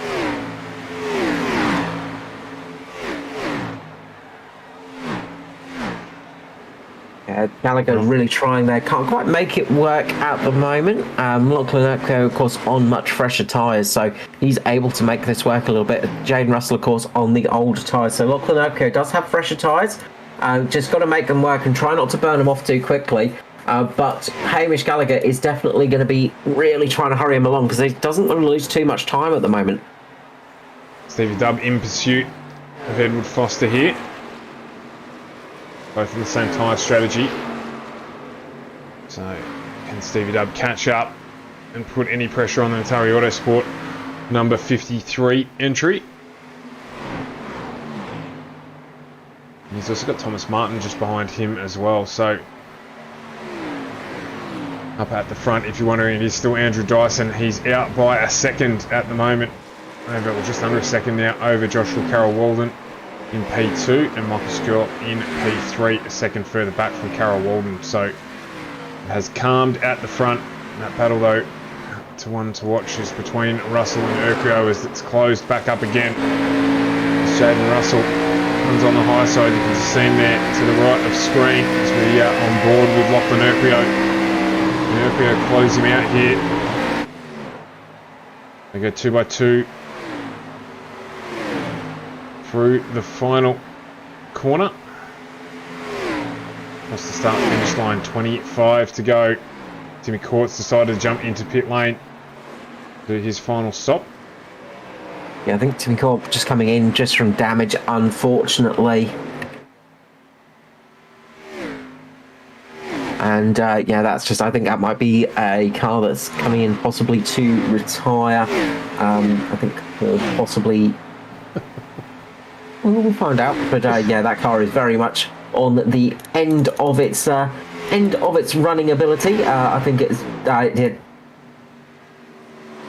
just looking at the background there in pit lane, and it looked like it was on fire, but of course it's just the imagery in the background on the podium there. So but, yeah, it looks like he's in there for a little while now. He's already been there for over a minute, so just getting some repairs done or potentially out of this race as Dyson starts to make his way through more lap cars. That's Norm Clark going a lap down. So Dyson going to have to deal with that as he makes his way through. Aidan Schultz is next on his list just up the road. Aidan unfortunately getting involved in one of the bigger incidents early in the night that did result in a significant amount of damage to the Azea Esports entry 52 of Aidan Schultz. That's it, getting past Norman Clark there, just falling back. Unfortunately, Norman Clark going a lap down, just a bit of damage on that car and getting involved in a couple of incidents, sadly for Norman, and that's really hurt his race. So he will be he won't be too dissuaded from it. We know Norman is always good at racing and always happy to be out there, but I imagine he will be a little bit annoyed that he couldn't make the most of it tonight. He was running up in P6 at one point in time, so he will be a bit disappointed with that. As you can see, JCW there just getting under Peter Wilkinson, giving plenty of room to those coming through. Into pit lane. Sorry, the first of those cars that hadn't stopped is Matt Hunter, and he's coming into pit lane. So that tells me that they are having to come in soon as Gallagher and Lachlan Urquio make contact. Lachlan Urquio manages to just about save it, but Gallagher got a little bit of damage on the front of that car. Lachlan Urquio might give him a little bit of payback here. No, decides to be a little bit cautious on this one. But Hamish Gallagher really pushing it there and almost made a dog's dinner of that one. Urquio needs to think about it a little bit here because, of course, he is on fresher tyres than Gallagher and his field to the end if he needs be. Got 20 to go here, so every chance it's going to stay green until the end, and Gallagher's going to have to pit in. Urquio will not, so he can just run his own race a little bit here, play that gamble.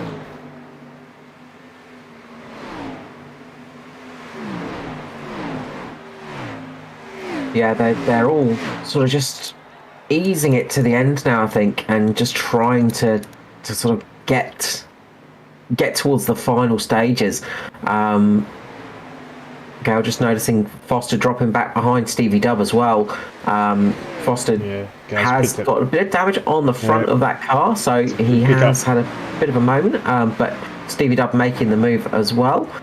Just going back to see exactly what happened to Foster, but I think that might be just long-term damage from earlier on in the race, and Stevie Dubb just got a little bit more pace at the moment.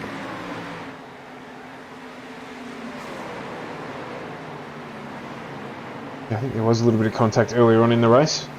Lap 91, Foster just went up into the wall a little bit, just lost the rear end across the tri-oval section, and that's lost him a bit of time there. Meanwhile, up at the front, it is the Halloween-esque livery of Andrew Dyson leading over Joshua Carroll-Walden, doing a good run. Brenton West in pit lane. So Brenton West coming into pit lane right now, and that's interesting because Brenton West. That's his 5th stop, so potentially some damage to repair again there. No, he's getting tyres, so. I'm wondering if it's touch and go on fuel for the leaders, and maybe a couple of them are just fuel saving a little bit.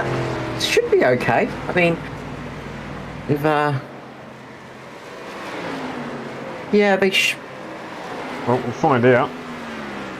It's only 16 to go, so if yeah, they should be okay. got to see Gallagher and the lights pop into pit lane yet, so we know the differential.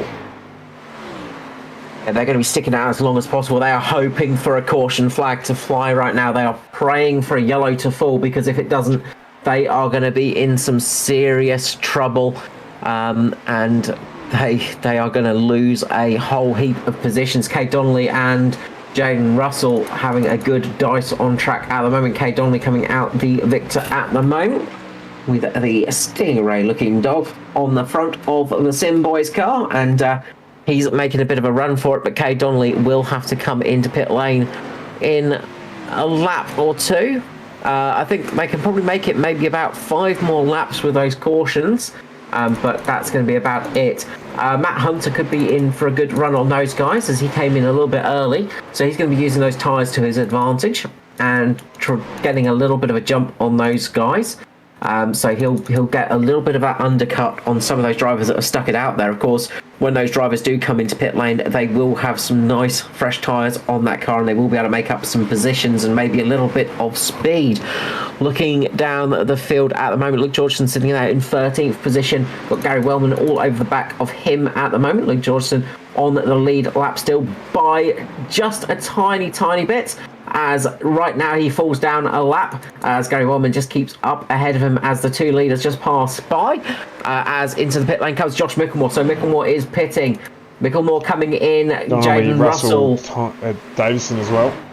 Yeah, so all of those drivers that are very much touch and go coming in. Hamish Gallagher will be in next lap round, I'd say, and this is really going to cost them an awful lot of time. They're going to drop down a lap at least, and that's going to put them way down the order as well. So into the pit lane comes the 13, Hamish Gallagher, and he is going to sail it in, and didn't get cooked for speeding there. Got a little bit sideways coming into pit lane, so Hamish Gallagher might have a penalty. I'll keep an eye on that one. But up front, still a battle between Daiso and JCW. Those two are absolutely battling it out. Michael Skurlock dropped off a little bit. He's just dropped down a tiny bit and just managing his pace at the moment, Skurly. So, as I said, I did wonder if maybe there is a little bit of concern for fuel to the end. I don't think so, but as I said, these things can happen sometimes. Skurly just seems to be managing the pace at the moment, about 2.7 behind the leaders. Stevie Dubb sitting in 4th, 6 seconds off the lead. 7 seconds off the lead is Edward Foster in 5th position. 10 seconds down is Thomas Martin in 6th. 7th we've got Lachlan Oakria. Gary Wellman currently in 8th position. 9th is Luke Georgeson, and 10th is Aidan Schultz, who is doing a great job of recovering that car because it is missing most of its panels and most of its front end, in all honesty. Absolutely, it's a good drive. I was just wondering the last time we saw this few cars on the lead lap. It's been a long time, but it's been a funny old night as we've got 9 to go here at Texas. It has been a while since we've seen the herd thin by this much, but they are managing to keep racing still, which is good. It's not an absolute cakewalk by Dyson. He's really having to defend against JCW at the moment. Yeah, absolutely he is. So the pressure's on. Skurly's just, as you said, just probably managing from here. He's 3 seconds off the lead with 8 to go, so he's not under any pressure from Steve Williams with a further 3.5 back. So we'll keep our eyes firmly fixed at the front here as Joshua Carroll Walden tries to look for a way past the DPR entry of Andrew Dyson.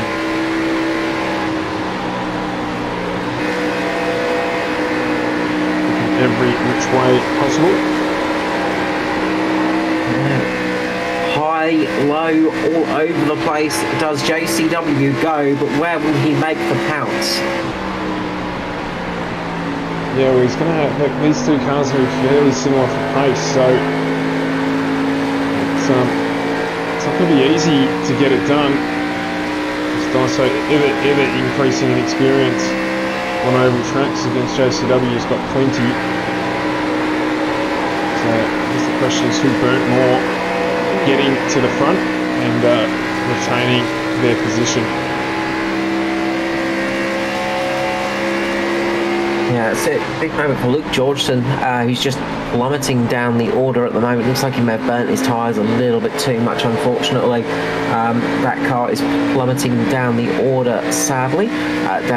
Was running up in P9, now down to P12 after a couple of laps, and just can't quite keep that thing on a line at the moment, and mixture of damage and tyre wear. Meanwhile, JCW getting a little bit tail happy through the corners. That car is starting to just get a little bit waggly. A little bit like an overly excited Springer Spaniel when it comes to greet you at the door. It's just getting a little bit tail happy at the moment, just wiggling a little bit at the back and getting just a tiny bit on the edge. So JCW is definitely pushing. He is really trying to get Daiso here, but what can he do? 4 laps to go in a matter of seconds.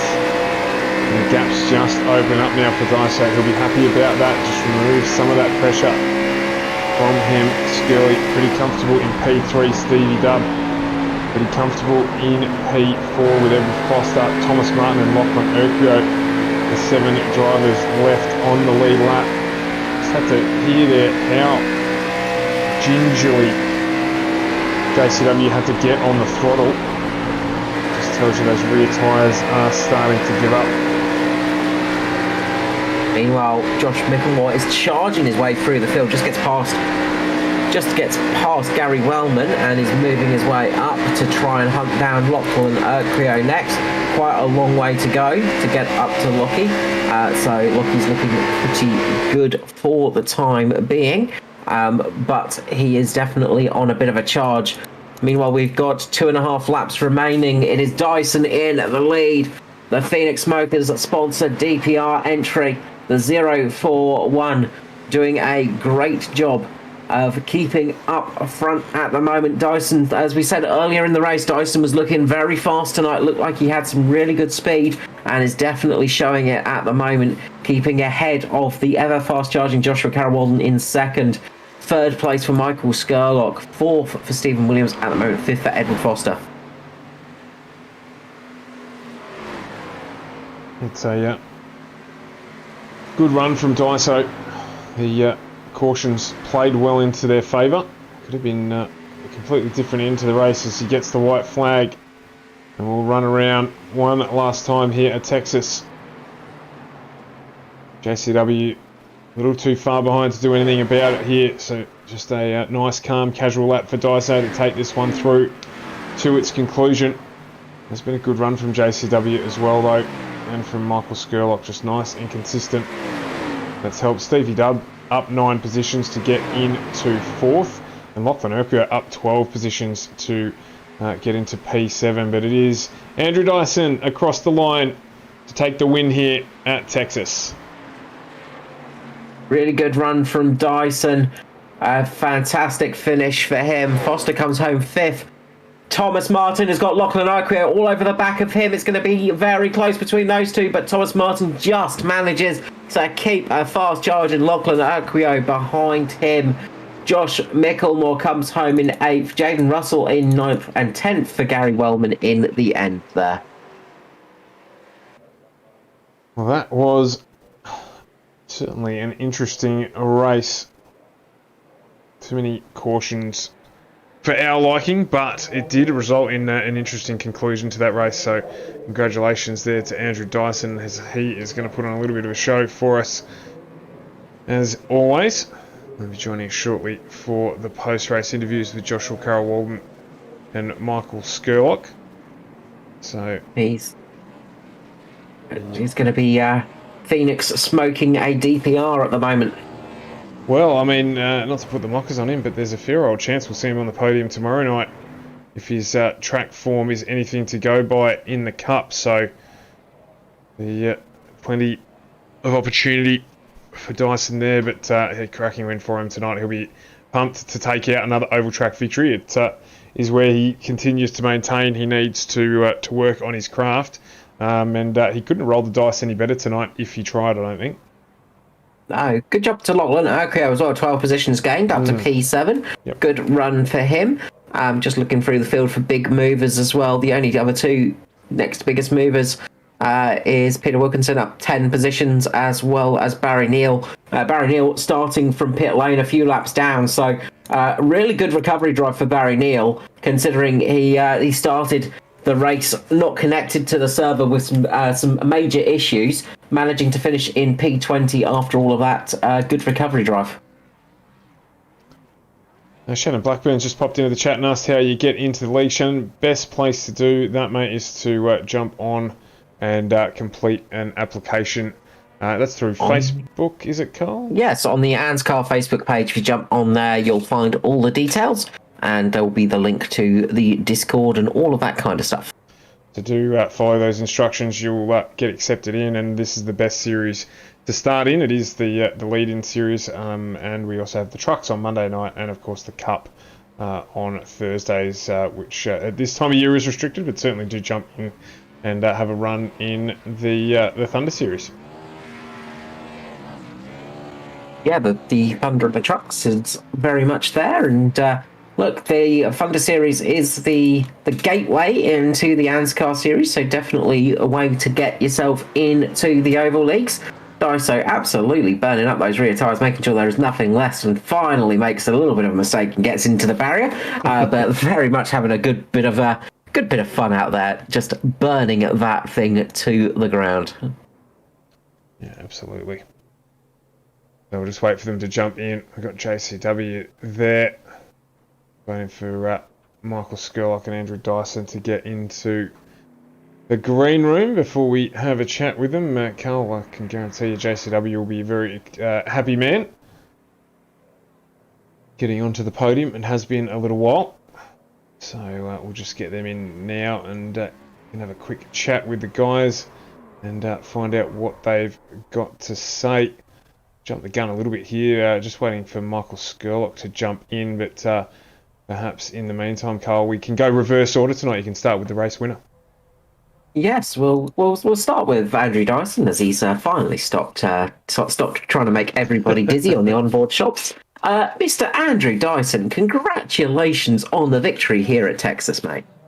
Thanks, man. Yeah, it was a good fun race there with Joshy and all the other guys, for sure. Yeah, obviously, look, not the cleanest race tonight, unfortunately. There were a few incidents, a few cautions. How did that affect your race?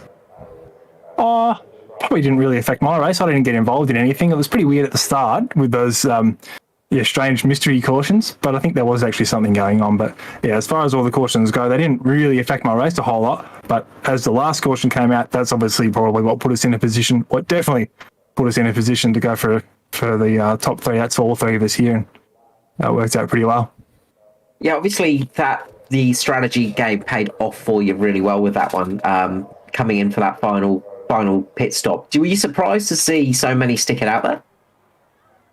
Oh, not really, because the guys that did stick out, they'd only pitted just not long before, and I'm not sure what their tyre situation was, but that must have factored into it a little bit. But yeah, like I said, it worked into our hands pretty well because there wasn't another caution. So yeah, it was that's the way it goes. Sometimes you got to get lucky and take them. That's it. As we said, you were probably praying for no caution flags towards the end of that race, but you had a lot of pressure on you from Mr. JCW at the end of that race. He was really putting it on you and did not make it easy for you. Yeah, he was right there. He's having a dip, that's for sure. That's good. That's what you want to see. Everyone's out there having a hard race, so that's what it's all about. Now, look, congratulations on the victory tonight. We'll be seeing you tomorrow night in the Cup. Yes. Yeah, hopefully I can get a win on a Cup night because, again, I've got a W, but it's the wrong bloody night of the week. And I'll tell you, it's pretty hard to get a W on Thursday nights at this time of the year. It's, should have saw that coming. Yeah, well, I mean, we're at the Roval, so, I mean, there is a slight advantage to you. So, I mean, you tend to do well there at the odd Roval. So, we might well see you in the booth tomorrow night. But if we don't, make a good shout-out for this one, for your sponsors, and the fantastic-looking Halloween-esque inspired DPR livery that you're running tonight. Yeah, so I didn't really think of Halloween when I came up with that one, but it does look a bit, looks a bit like, what are they, pumpkins and stuff, but, That's kind of cool. I didn't think about that, but yeah, thanks to Simmings.com, South Lisbon Hoist, BenMax, Patron Racing Services, Alcoholder, all those cool people that help us out. Thanks to you guys for putting on the broadcast, and thanks to all the drivers for showing up, and ANZCAR for putting it on. You're always welcome. Thank you so much, Di. So, look, hopefully we'll catch you back in the booth soon. I'm pretty sure we might see you tomorrow night, but not to put the curse on you too early. No mockers, mate. Fingers crossed. I'll be having a go, so hopefully everything goes well, and we can have a good result, but we'll see what happens. We'll catch you later. Thanks, Di. So, next up, we head to P2, and I'm pretty sure I could hear a slight cheer without even getting you into the broadcast booth, JCW. You must be pretty happy to be back up in the top 3. It's been a little bit of time since we've last seen you, mate. Yeah, man. Yeah, it has. It's been a bit of a dry spell as of late, but I'm quite happy with how my race panned out tonight, and it was. I pushed really, really hard for that rest of the green flag stint, but with the way the setup was tonight and the unusual way that Texas is set up, was a very, very weird race to actually drive. Yeah, how tricky was the car to handle tonight? It looked like everybody was struggling with the rear. Yeah, man. It was the car was bipolar, so it would push through turns 1 and 2, and you'd be in real strife if you got even slightly wide. You'd be in the outside fence in turn 2. But then once you reached turn 3, turn 4, the thing was loosening all over the joint. So it was a real balancing act. It was a real tightrope, and it has been a while since I've done any races around Texas, but yes, in the time I've been away, it's definitely changed a lot. Yeah, look, it did not look like an easy one out there at all, but you sort of, I would like to say you didn't make it easy for yourself, because you were really battling towards the end between yourself and Skirley and Mr. Dyson. You definitely had the bit between your teeth tonight. Yeah, man. Yeah, I knew I had a decent, pretty good chance to get a good result with the strategy I was running. So yeah, Skirley and Dyso, they don't race me that easy, and I don't race them that easy. And that's the way I want it, man. I don't want easy overtakes. I want to actually work for every spot I can get. So yeah, it was good fun out there. No, congratulations on getting up to P2, JCW. It's good to see you up there again. It's good to have you back up here in the booth for Natari Autosport. And before we let you go, the usual thing of shout out and love to sponsors. Yeah, so shout out to the team at Natari. Ed had a rough night. He had the black screen of death midway through the race, which cost him. Norman, he got caught up in the what turned out to be the final wreck of the night. So he had a little bit of tough luck going. Shout out to Header Sheed and Jason Ardigan as well. And yeah, shout out to the sponsors, Ferguson Group Media, Bridgestone Select, Race Magazine, Two Fat Blokes, and the name over the cast tonight, AJ Insurance Services, for allowing us to do what we do every week. Well done on that one, JCW. Good to have you up here in the booth. Hopefully we'll get you back very soon. No worries. Thanks, guys. Next up, we will head to the Welsh pony and cob farmer himself, Mr. Mickey Skurlock. Congratulations on the P3. Always a pleasure to have you up here in the booth. Oh, mate, always a pleasure to be here. I was just thinking, Joshy must be bringing in some bank, mate, with all those sponsors, eh? I know, right? He's got way too many sponsors. I mean, your car's relatively naked. Oh, mate, it is. You need one sponsor. Mrs. we have to censor your car out sometimes because it's so naked. It's just to see a big line of pixels going around the screen. Congratulations on tonight, mate. It did not look easy out there, and you had some tough battles. Yeah, I'm a bit opposite to Josh there. I like my passes easy. I like everything easy. And there was a bit there at the end where I was like, oh, I've got him here, I've got him, I'm reeling him in. Look at this, Murky, I'm coming. And then then I got inside of Josh, and then he was stuck to the outside, and I couldn't get in front of him. I couldn't get in front of him. And then I yelled at him. I was like, you better catch him, man. And then I almost heard him go, all right. Like, and he just sounded like he dropped the gun, dropped the hammer, and just disappeared. I couldn't keep up with him after that. No, he absolutely belted after that. I sort of heard on the radio, you just sort of giving him your blessing to go chase after Daiso, but obviously could not get it done in the end. And as he said, you just didn't have the pace there towards the end to keep up with those two. I was sort of thinking maybe you were saving a little bit towards the end, trying for a final charge, but it sounds like you didn't have much left in the old gun to fire. Nah, just those couple of laps of being on the inside really affected the tyres big time, to be honest. And then after that, I sort of, blew the load, mate, really. And then I was just hanging on, trying to, hopefully Steve wasn't going to catch me from behind.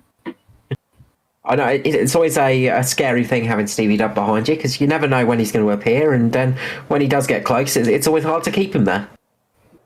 Yeah, he's got a big one on him too, so it's scary. Thank you so much, Scully. Always a pleasure to have you up here in the booth.